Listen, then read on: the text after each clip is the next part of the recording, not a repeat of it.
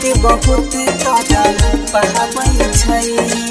साई recording studio Delhi. पहिला मिलन वाला रतिया गे जहान पहिला मिलन वाला रतिया गे जहान याद बहुत तोरा पाबै छै पहिला मिलन वाला रतिया गे जहान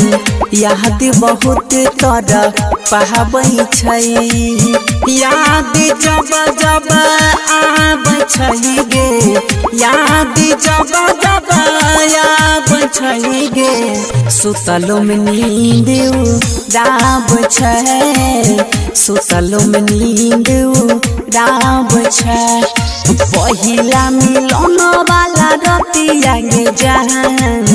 याद बहुत तोरा पाबै छै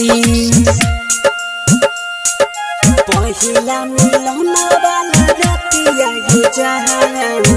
याद बहुत तोरा पाबै छै Sai recording studio Delhi. Music by याद बहुत तोरा पाबै छै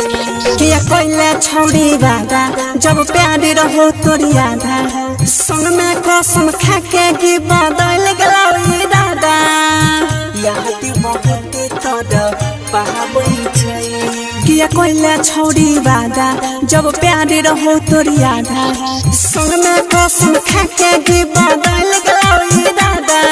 सुन में कसम खा के गी बदल गेलौ ई दादा सोची सोची बतिया के जहान दिल के दर्द ढाबै छै याद जब जब आबै छै गे याद जब जब आबै छै गे सुतलो में नींद उड़ाब छै सुतलो में नींद उड़ाब छै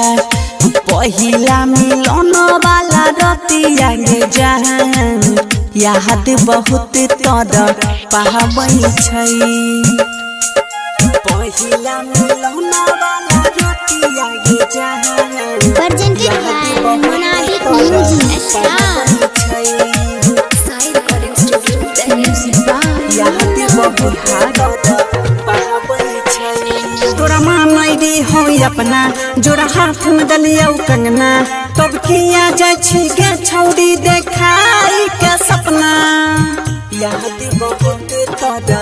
पाबै छै तोरा मानै दी हो अपना जोड़ा हाथ में दलिया कंगना तब किया जाय छी गे छौड़ी देखाई के सपना